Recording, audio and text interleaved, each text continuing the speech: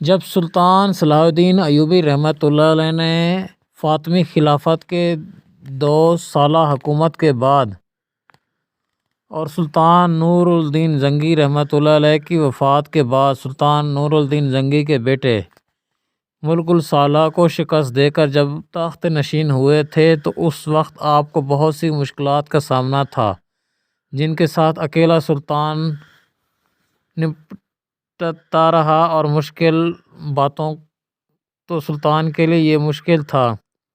اس وقت سلطان کے سب سے عزیز انسان کا بیٹا ملک الصالح اس کا دشمن تھا۔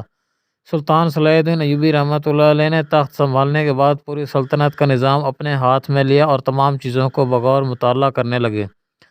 سلطان صلاح الدین ایوبی رحمۃ اللہ علیہ نے دن دگنی رات چگنی کر کے ایک ایک چیز کا معائنہ کیا اور پوری سلطنت کا نظام بحال کرنے کا حکم دیا۔ اتنے میں سلطان صلاح الدین ایوبی رحمۃ اللہ علیہ کو بتایا گیا کہ سلطان معظم مصر میں کوئی ایسی مضبوط جیل نہیں جس میں بڑے بڑے قیدیوں اور مجرموں کو رکھا جائے۔ چھوٹی چھوٹی یہ جیلیں موجود ہیں، ان میں سے آدھے سے زیادہ مجرم جیل میں موجود غدار سپاہیوں کی وجہ سے بھاگ جاتے ہیں اور صرف بے گناہ بچتے ہیں جو کسی نہ کسی مجبوری کی وجہ سے مجرم بن جاتے ہیں۔ سلطان صلاح الدین ایوبی رحمۃ اللہ علیہ نے اپنی تمام توجہ مصر کے مرکز میں بہت بڑی جیل کو تعمیر کرنے پر لگا دی اور 2 سال کی انتھک محنت اور لگاتار کام کے بعد مصر کے دارالحکومت میں بہت بڑی جیل تیار کی، جس میں سے ایک ہی وقت میں 5000 قیدیوں کو رکھا جا سکتا تھا۔ وہ جیل خاص طور پر پھانسی کے قیدیوں اور سزائے موت کے قیدیوں اور عمر قید کی سزا کے قیدیوں کے لیے بنائی گئی تھی، جس میں بڑے بڑے مجرموں کو رکھا جاتا تھا، اور اس جیل میں بہت سے کمرے ایسے بنائے گئے تھے جن میں سے سلطان کے قریب رہ کر جاسوسی کرنے والے جب پکڑے جاتے تو سلطان صلاح الدین نے اس جیل میں سے ایسی ایسی چیزیں بنوائی جن سے ان کو اذیت دے کر ان جاسوسوں کے منہ سے راز اگلوائے جاتے ہیں۔ جب جیل تیار ہو گئی تو ملک بھر سے بڑے بڑے قیدی لا کر اس جیل میں بند کر دیے گئے۔ اب سلطان کے نظام کو کافی حد تک بہتر ہو چکا تھا، اور سلطان صلاح الدین ایوبی رحمۃ اللہ علیہ نے بن سفیان سے مشورہ کیا اور بتایا کہ میں جیل کے چند سپاہیوں کے ساتھ جیل کا دورہ کرنے کے لیے جا رہا ہوں۔ میں اپنی آنکھوں سے دیکھنا چاہتا ہوں کہ جس مقصد کے لیے میں نے اس جیل کو تعمیر کیا اس جیل میں اس طرح کا نظام ہے یا پھر کوئی گڑبڑ تو نہیں۔ سلطان صلاح الدین ایوبی رحمۃ اللہ نے چند اہم سپاہیوں کے ساتھ گھوڑے پر سوار ہوئے اور جیل کی طرف روانہ ہو گئے۔ چند گھنٹوں کے بعد دوپہر کا وقت تھا تو سلطان صلاح الدین ایوبی رحمۃ اللہ علیہ مصر کی سب سے بڑی جیل میں جا پہنچے۔ جیلر نے سلطان صلاح الدین ایوبی رحمۃ اللہ کا بھرپور استقبال کیا اور سلطان کو اس جیل کا نظارہ دکھانے کے لیے سلطان کو ایک ایسی جگہ لے گئے جہاں ایک نوجوان 17 سال لڑکے کو پھانسی دینے والی تھی۔ سلطان صلاح الدین ایوبی رحمۃ اللہ نے اپنی نشست پر تشریف فرمائے تھے، سپاہی ساتھ میں کھڑے تھے تو قاضی صاحب بھی موجود تھا۔ جیلر کا انچارج بھی سلطان کے دائیں طرف موجود تھا، اور جلاد نے نوجوان کو پھانسی دینے کے لیے اپنی تلوار نیلام سے نکالی تو اتنے میں قاضی صاحب نے کہا کہ جس طرح ہمارے سلطان کا حکم ہے کہ کسی بھی قیدی کو سزائے موت دینے سے پہلے اس کی آخری خواہش ضرور پوچھنی چاہیے، لہٰذا اس نوجوان 17 سالہ لڑکے کی پھانسی دینے سے پہلے اس کی آخری خواہش پوچھی جائے۔ سلطان صلاح الدین ایوبی رحمۃ اللہ علیہ نے اس نوجوان کو بڑے غور سے دیکھ رہے تھے۔ وہ نوجوان شکل سے کسی بھی طریقے سے مجرم نہیں لگتا تھا، جس کے ہاتھ دودھ کی طرح سفید، جس کا چہرہ مکھن سے زیادہ نرم و ملائم تھا۔ سلطان سوچ رہا تھا کہ آخر یہ نوجوان کیسے قاتل ہو سکتا ہے۔ سلطان صلاح الدین ایوبی رحمۃ اللہ علیہ نے سارا منظر دیکھ رہے تھے۔ سلطان صلاح الدین ایوبی رحمۃ اللہ نے قاضی صاحب کو کہا کہ اس قیدی میں سے خود اس کی آخری خواہش پوچھوں گا۔ سلطان صلاح الدین ایوبی نشست سے اٹھے اور اس قیدی کے پاس گئے اور کہا کہ جیسا کہ تم جانتے ہو کہ اب تمہاری زندگی کے آخری لمحے چل رہے ہیں، تمہاری پھانسی ہونے والی ہے، لہٰذا تمہارے دل میں کوئی آخری خواہش ہو تو بتا دو، اس کو پورا کرنے کی پوری کوشش کی جائے گی۔ تو یہ دیکھ کر وہ نوجوان مسکرانے لگا۔ اس کی مسکراہٹ دیکھ کر تمام لوگ حیران ہو گئے تھے کہ اس کو سر پر پھانسی کا پھندا لٹک رہا ہے اور یہ ہنس رہا ہے، لیکن اس نوجوان کی مسکراہٹ نے سلطان صلاح الدین ایوبی رحمۃ اللہ کو پریشان کر دیا تھا۔ سلطان صلاح الدین ایوبی رحمۃ اللہ علیہ کو اس کی مسکراہٹ پر تجسس ہوا اور سوچ رہا تھا کہ سلطان نے اس نوجوان سے پوچھا آخر اس مسکراہٹ کے پیچھے کیا راز ہے؟ تو اس نے کہا کہ کیا آپ میری آخری خواہش پوری کرو گے؟ تو سلطان نے کہا بے شک۔ تو اس نوجوان نے کہا کہ میری آخری خواہش یہ ہے کہ میری پھانسی کو 2 دن کے لیے ملتوی کر کے میری 2 دن کے لیے شادی کر دی جائے۔ جب یہ بات اس نوجوان نے کہی تو تمام لوگ اس کی حیرانی سے دیکھنے لگے۔ یہ کیسا عجیب انسان ہے؟ ہم نے سوچا تھا یہ تو پھر اپنے ماں باپ سے ملنے کی خواہش کرے گا، یا پھر اس نے کسی سے قرض لینا ہوگا یا دینا ہوگا اس کی بات کرے گا، یا پھر اپنے بوڑھے باپ کی مدد کے لیے سلطان سے کچھ مانگے گا، لیکن یہ عجیب خواہش کر رہا ہے۔ سلطان کی زندگی میں ایسی خواہش کبھی بھی ایسے مجرم نے نہیں کی تھی، اس لیے اس خواہش نے سلطان کو اس عجیب و غریب امتحان میں ڈال دیا تھا۔ سلطان صلاح الدین ایوبی نے کہا کہ آخر ایسی کیا وجہ ہے؟ تجھے پتہ ہے کہ تمہارے سر پر پھانسی کا پھندا لٹک رہا ہے۔ اگر تیری سزا 2 دن کے لیے ملتوی بھی کر دی جائے تو تم 2 دن میں شادی کر کے کیا کرنا چاہتے ہو؟ تو اس نے کہا کہ سلطان معظم میں وضاحت تو نہیں دے سکتا، لہٰذا اگر میری آخری خواہش کو سمجھ کر پورا کیا جائے تو میں روز محشر اپنے اللہ کے سامنے اس بات کی ضرور گواہی دوں گا کہ بے شک میرے سلطان نے ایک سلطان ہونے کے ناطے میری آخری خواہش پوری کر دی تھی۔ تو اس نوجوان کے الفاظ سن کر سلطان صلاح الدین ایوبی رحمۃ اللہ علیہ کے دل کی دھڑکن اور تیز ہو گئی۔ سلطان صلاح الدین ایوبی رحمۃ اللہ علیہ نے قاضی صاحب کو اپنے پاس بلایا اور قاضی صاحب سے پوچھا، قاضی صاحب آپ کو لگتا ہے کہ ایک سزائے موت کی قیدی سے کون لڑکی شادی کرنے کے لیے تیار ہو جائے گی؟ تو قاضی صاحب نے تنزیہ مسکراہٹ کی، پھر اس نوجوان کے بغور دیکھنے لگا۔ سلطان نے نوجوان سے مخاطب ہوا اور پوچھا کہ تمہیں لگتا ہے کہ ایک قتل کے مجرم سے جس کو سزائے موت ہونے والی ہو وہ بھی 2 دن کے بعد کیا اس سے ایسی کوئی لڑکی شادی کرے گی؟ تو اس نوجوان نے کہا کہ حضور میرے گاؤں میں جا کر اعلان کر دو کہ شمس النساء کو 2 دن کے بعد پھانسی ہونے والی ہے، جو بھی لڑکی اس سے نکاح کرنا چاہتی ہے وہ جیل میں حاضر ہو جائے۔ اس کے بعد سلطان کو یہ بات عجیب لگی، لیکن اس کی آخری خواہش تھی، لہٰذا سلطان نے اسی وقت سپاہی کو حکم دیا تھا کہ جا کر گاؤں میں اعلان کر دو۔ سلطان کا سپاہی اسی وقت گاؤں کی طرف روانہ ہو گیا اور جا کر پورے گاؤں میں اعلان کر دیا گیا، شمس النساء کو 2 دن کے بعد پھانسی ہونے والی ہے، 2 دن میں جو بھی لڑکی اس سے شادی کرنا چاہتی ہے وہ جیل میں حاضر ہو جائے۔ سلطان کا سپاہی پیغام دے کر واپس لوٹا ہی تھا کہ اتنے میں جیل کے سنتری نے آ کر بتایا کہ حضور جیل کے دروازے پر ایک خوبصورت و حسین جمیل لڑکی جو کہ دلہن کے لباس میں ہے اور اس کے ساتھ ایک قاضی صاحب بھی موجود ہے، اور اس کا یہی دعویٰ ہے کہ میں شمس النساء سے نکاح کرنے کے لیے آئی ہوں۔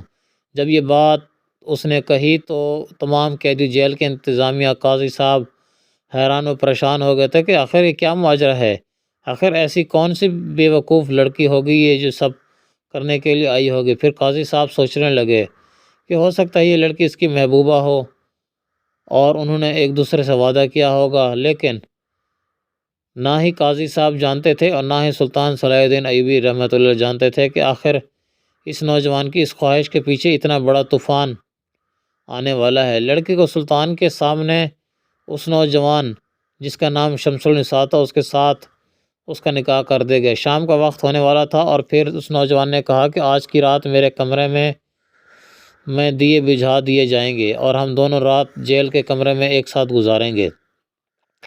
نکاح ہونے کے بعد شمس النساء اور اس کی دلہن جیل کے کمرے میں بند کر دیا گیا اور دیے بجھا دیے گئے۔ جیل دروازے پر موجود چند قدم حفاظت کے لیے تعینات رہا۔ سلطان صلاح الدین ایوبی رحمۃ اللہ علیہ نے اپنے محل کی طرف لوٹ گئے اور جب صبح تہجد کا وقت ہوا تو اندر سے لڑکی نے آواز دی کہ کمرے کا دروازہ کھولا جائے۔ سپاہی نے دروازہ کھولا تو وہ لڑکی جو کہ دلہن کے لباس میں موجود تھی وہ جیل کے کمرے سے نکلی اور اچانک نظروں سے غائب ہو گئی۔ سپاہی نے سوچا کہ شاید اس لڑکی کو اپنے 2 دن کے دولہے سے خوف آ گیا ہوگا، اس لیے یہ لڑکی وقت گزرتا رہا۔ جب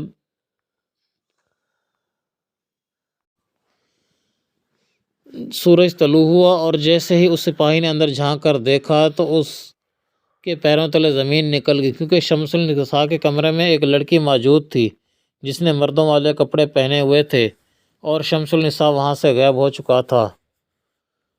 جب سپاہی نے یہ سارا منظر دیکھا تو اسی وقت دوڑنے لگا اور جیل انچارج کے پاس گیا اور اسے ساری صورتحال کے بارے میں بتایا۔ جب جیل انچارج نے یہ سب سنا تو اس کے پیروں تلے زمین نکل گئی اور کہا کہ اب میں سلطان صلاح الدین ایوبی رحمۃ اللہ علیہ اور قاضی صاحب کو کیا جواب دوں گا کہ میں ایک مجرم کو قابو میں نہ رکھ سکا اور ہمیں اتنا بڑا دھوکہ دے کر وہاں سے بھاگ گیا۔ جب بات کی خبر قاضی صاحب کو ملی تو قاضی صاحب اسی وقت دوڑتا ہوا جیل میں پہنچا اور آ کر انچارج سے معلوم کیا تو جیل انچارج نے ساری صورتحال کے بارے میں بتایا۔ اب قاضی صاحب نے کہا کہ جو لڑکی اس وقت شمس النساء کی جگہ کمرے میں موجود ہے، میں اس سے ملاقات کرنا چاہتا ہوں۔ جیل کا انچارج قاضی صاحب کو اس کی لڑکی کے پاس لے گئے۔ قاضی صاحب نے اس سے سوال کیا کہ کیا تم بھی اچھی طرح جانتی ہو کہ ہم تمہیں شمس النساء کی جگہ پھانسی تو نہیں دے سکتے، لیکن تمہیں ساری زندگی اسی جیل میں ہی گزارنی ہوگی، کیونکہ تم نے ایک مجرم کو بھگانے میں اتنی بڑی مدد کی ہے۔ اس طرح محبت میں نے اپنی زندگی میں کبھی نہیں دیکھی تھی۔ کیا تم دیوانی ہو یا پھر پاگل ہو؟ وہ لڑکی کہنے لگی کہ آپ جیسا سمجھ رہے ہیں، لیکن آپ شمس النساء کے بارے میں آپ سب لوگ غلط سوچ رہے ہیں۔ حتیٰ کہ سلطان صلاح الدین ایوبی نے بھی اس پر اعتماد نہ کیا۔ اتنا معصوم لڑکا اتنی چھوٹی سی عمر میں قتل کیسے کر سکتا ہے؟ جبکہ اس بات کی اطلاع سلطان صلاح الدین ایوبی رحمۃ اللہ علیہ کو ملی تو سلطان نے فوراً اس لڑکے کو عدالت میں حاضر ہونے کا حکم دیا۔ قاضی صاحب کے سپاہی اور قاضی صاحب اس لڑکی کو لے کر سلطان کی عدالت میں حاضر ہوئے اور سلطان نے اس لڑکی سے پوچھا کہ آپ مجھے ساری صورتحال کے بارے میں بتاؤ کہ آخر شمس النساء کس وجہ سے تمہیں زندان میں اپنی جگہ چھوڑ کر گیا؟ تم نے اس کی جگہ قربانی دی، پھر کوئی اور معاملہ ہے؟ تو اس لڑکی نے کہا کہ سلطان معظم، بے شک میں نے شمس النساء کو بھاگنے میں مدد کی، لیکن شمس النساء نے کچھ اہم فرائض کو سونپا تھا، جس کو سونپنے کے بعد شمس النساء واپس مقرر وقت پر اپنی پھانسی سے پہلے ضرور پہنچ جائے گا۔ یہ بات سلطان نے سنی تو بڑا حیران ہوا کہ آخر ایسا کون سا کام ہے جس کو شمس النساء پورا کرنا چاہتا تھا، اور سلطان اس بات پر بھی حیران ہوا کہ پھر اس نے شادی والی خواہش کی جگہ اس خواہش کا اظہار کیوں کیا۔ میں نے کسی قرض کو سونپنا ہے، اب مقرر وقت پر اس کا انتظام کیا جانے لگا۔ مقرر وقت ہو گیا لیکن شمس النساء ابھی تک نہیں پہنچا تھا۔ تمام لوگوں کے دلوں میں سوال اٹھ رہے تھے کہ آخر اس لڑکی کا کیا انجام ہوگا۔ سلطان صلاح الدین ایوبی رحمۃ اللہ علیہ عدالت میں موجود تھے۔ تمام لوگ شمس النساء کا وقت انتظار کرنے لگے۔ اگر شمس النساء مقرر وقت پر اپنی پھانسی کے وقت پر نہ پہنچا تو اس لڑکی کو کیا سزا ملے گی؟ یہ لڑکی اپنی محبت کے بدلے میں خود قربان ہو جائے گی یا پھر شمس النساء واپس آ جائے گا؟ کیونکہ تمام لوگوں کے دلوں میں یہی سوال تھا کہ کون ایسا عقل مند ہوگا جو اپنی پھانسی سنے سے بچ جا کر دوبارہ گلے میں پھندا ڈالنے کے لیے آ جائے۔ شمس النساء کے پیچھے کوئی ہی کہانی تھی۔ چند لمحے گزرنے کے بعد شمس النساء دوڑتا ہوا عدالت میں حاضر ہوا اور آ کر کہا کہ میں اپنے مقرر وقت پر پہنچ چکا ہوں، لہٰذا میری بیوی کو باعزت رہا کیا جائے۔ جب سلطان صلاح الدین ایوبی رحمۃ اللہ علیہ نے اس حالت دیکھی تو اس کو ایک ٹھنڈا مشروبات پلانے کا حکم دیا۔ جب اس کی سانسیں بحال ہوئی تو سلطان صلاح الدین ایوبی رحمۃ اللہ علیہ نے اس سے پوچھا کہ کیا سب سے پہلے بات تو یہ ہے کہ آخر تم نے ایسا کون سا فرض سونپا تھا جس کو سونپنے بغیر تم اپنی موت کو گلے تک نہیں لگا سکتے تھے؟ اور دوسری بات یہ تھی کہ تم بھی جانتے تھے کہ اگر تم واپس مقرر وقت پر نہ پہنچے تو ہم تمہاری جگہ اس لڑکی کو کبھی پھانسی پر نہ چڑھاتے، اور ہو سکتا تھا کہ ہم اس لڑکی کو رہا کر دیتے تو اس طرح تمہاری جان بچ جاتی۔ اس نے کہا کہ سلطان معظم، بے شک مجھ سے قتل ہوا لیکن میں بے وفا اور جھوٹا نہیں ہوں۔ جب اس نے یہ بات کہی تو اس کی بات سلطان کے دل کو جا لگی۔ سلطان نے اس سے پوچھا کہ مجھے تیری بات کی سمجھ نہیں آ رہی، تم مجھے ساری صورتحال کے بارے میں بتاؤ۔ آخر تم نے کسی کا قتل کیا تمہیں کیوں قاضی نے پھانسی کا حکم سنایا، اور تم کون سا فرض پورا کرنے کے لیے گئے تھے؟ تو اس نے کہا سلطان معظم اپنی محبوبہ سے اپنی جان سے بھی بڑھ کر پیار کرتا تھا۔ یہ لڑکی ایک چھوٹے سے حکیم کی بیٹی ہے، لیکن ہمارے گاؤں کے بڑے 2-3 لڑکوں کو پتہ چلا کہ میں حکیم صاحب کی بیٹی کو پسند کرتا ہوں تو وہ حسد میں حکیم صاحب کی بیٹی کو بری بری نظروں سے دیکھتے اور ہر روز اس کو تنگ کرتے، حتیٰ کہ بات یہاں تک پہنچی کہ ایک دفعہ حکیم صاحب اپنی طبیب خانے سے مریضوں کے ہجوم کی وجہ سے لیٹ پہنچے تو ان کے تینوں نے موقع پا کر حکیم صاحب کے گھر پر گھس گئے اور حکیم صاحب کی بیٹی کی عزت پر حملہ کر دیا، لیکن یہ میری خوش قسمتی تھی کہ میں کسی کام کی وجہ سے اس وقت حکیم صاحب کے گھر میں پاس سے گزر رہا تھا۔ جب میں نے حکیم صاحب کی بیٹی کی چیخنے کی آواز سنی تو دوڑتا ہوا اس کے گھر میں داخل ہوا تو دیکھا کہ 3 نوجوانوں نے حکیم صاحب کی بیٹی کو گھیرا ہوا ہے۔ میں نے ان کہا کہ ابھی اور اسی وقت اسی کو چھوڑ کر چلے جاؤ ورنہ انجام برا ہوگا۔ نوجوان تینوں نے خود کو مجھ پر غالب سمجھا اور کہا کہ ہم نہیں جا رہے، کیا تم کرو گے؟ میں نے انہیں بہت سمجھانے کی کوشش کی، تم یہاں سے بھاگ جاؤ۔ الٹا انہوں نے مجھ پر قتل کرنے کے لیے دھمکی دی، لیکن حکیم صاحب کی بیٹی کے کپڑے پھاڑنے لگے۔ جب میں نے صورتحال ہاتھ سے جاتے ہوئے دیکھی تو میں نے اسی وقت ایک خنجر نکالا۔ ان تینوں کو اسی وقت میں نے اپنی جان بچانے کی خاطر حکیم صاحب کی بیٹی کو عزت کی حفاظت کی۔ میں نے ان تینوں کو دیا اور اسی بات کو تمام گاؤں والوں گواہ تھے، لہذا قاضی صاحب نے 3 آدمیوں کے قتل کے مجرم میں مجھے پھانسی کی سزا سنائی دی تھی۔ یہ سن کر سلطان بھی بڑا حیران و پریشان ہوا کہ پھر سلطان نے اس سے پوچھا کہ آخر ایسا کون سا فرض ہے جو تم خود سونپنے گئے تھے؟ تم اس کو اپنی آخری خواہش کی وجہ سے بھی تو بتا سکتے تھے اور اس کو سرکاری کی طرف سے بھی پورا کیا جا سکتا تھا۔ اس نے کہا کہ نہیں سلطان معظم، ایسی بات نہیں ہے، میں اس حوالے سے کسی پر بھی اعتبار نہیں کر سکتا۔ سلطان معظم نے کہا کہ اس نے کہا سلطان معظم، ہمارے گاؤں میں ایک بڑھیا عورت رہتی تھی اور اس کی ایک نوجوان حسین و جمیل بیٹی ہے۔ اس بوڑھی عورت نے اپنی ساری زندگی کی جمع پونجی اس نے اپنی بیٹی کے لیے زیورات اور چند سونے کے سکے بنا کر رکھے تھے جو چور ڈاکو خطرے کی وجہ سے اس نے امانت مجھے دی ہوئی تھی، اور اس امانت کو میں نے جنگل میں جا کر چھپا دیا تھا، لہٰذا مجھے کسی پر اعتماد نہیں تھا۔ اگر میں کسی کو بارے میں بتا دوں گا تو وہ صحیح سلامت اس امانت کو بڑی عورت تک پہنچائیں گے، اور اس لیے میں اس بوجھ کے ساتھ مرنا نہیں چاہتا تھا۔ اس بوڑھی کی امانت اس تک نہ پہنچے۔ مجھے ڈر تھا کہ میرے پیار اور اس بڑی عورت اور اس کی بیٹی کا کیا ہوگا، اس لیے میں نے یہ شرط رکھی، اور اسی دوران میں نے جا کر جنگل سے وہ سونے کے سکے اور زیورات نکالے اور بوڑھی عورت کے حوالے کرتے ہوئے اسے خدا حافظ کہہ کر وہاں سے چلا آیا۔ سلطان نے ساری بات سنی تو سلطان صلاح الدین ایوبی نے قاضی صاحب کو کہا کہ قانون تم نے پڑھا ہے، لیکن اتنا ہم بھی جانتے ہیں کہ جب انسان اپنی جان اور عزت کی خاطر اگر اگلے بندے کو